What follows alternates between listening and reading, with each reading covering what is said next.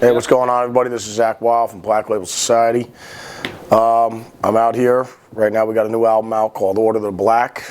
I'm also out here on High Voltage Fest. I'll be doing working in the medical field. I'll be, if anybody's hurt or anything like that at the High Voltage Festival, I'll be taking care of them.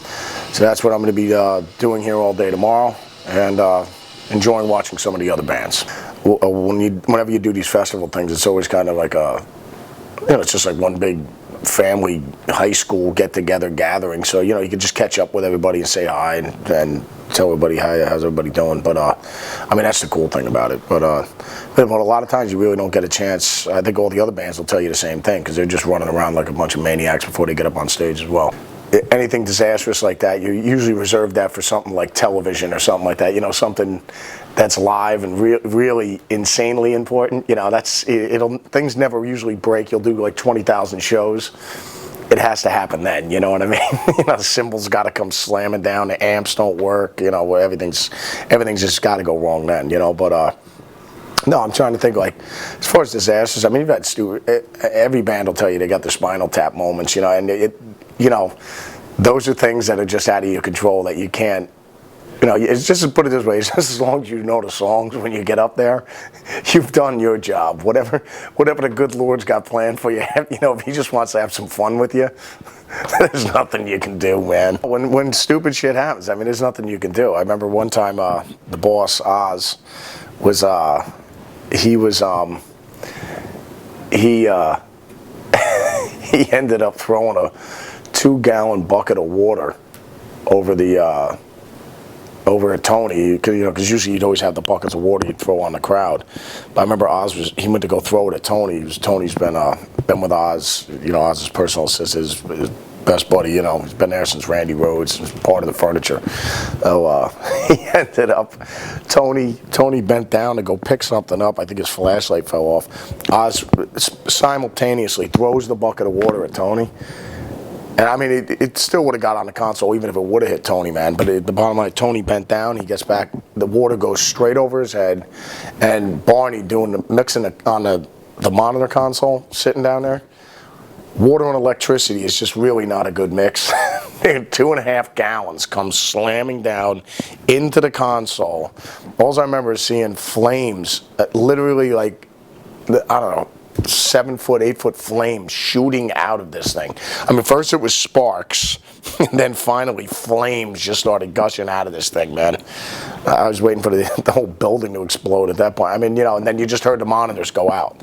So, and that was about 4 songs in, so we had to do the rest of the whole show in an arena with no monitors. I mean, all you heard was just, like, War Pigs was like, I mean, echo flying all over the place. But, I mean, put it this way, thank the good Lord the boss did it, and not anybody else, because he would have been, we could laugh about it then, but if it was anybody else, he would have been extremely pissed. But I started with Oz when I was 19, and then I was his drug dealer at the time. And then, he saw me playing guitar. He said, well, dude, I'll give you the gig if you give me the drugs for free. And that's how that panned out. So it worked out really well. No, I'm not kidding you, man. But so I auditioned like everybody else, but ended up getting a gig. I was just said, Zach, play with your heart, and then I'd change your trousers because it was after I crapped my pants too. Meeting Ozzy. So, but anyways, yeah, no, everything. It was great, man. I mean, we've Ozzy's godfather, my boy, and everything like that. My son, Jesse John Michael, but. No, I love Oz. He's just, like I said, without Oz, there'd be no Black Label. Now we have,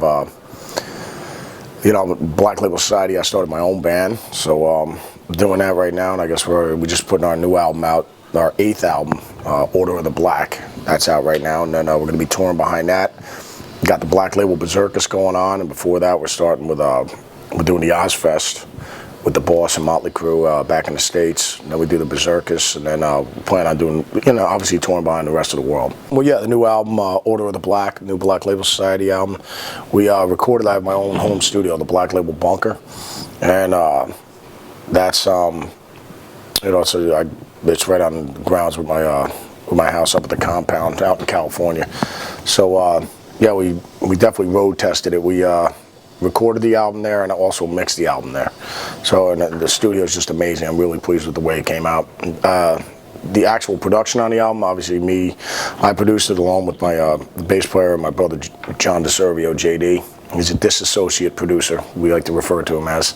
But and we mixed the album there as well. So definitely pleased with the album. I know it's definitely, without a doubt, the sonically the best sounding album, you know, fidelity wise, that we put out. So I'm really happy with it. Music's never ending, you know what I mean? I mean, that's the beautiful thing about, there's always another song to be written, another lick to learn. It's endless. That's what's so beautiful about music, or creating all the time, you know what I mean?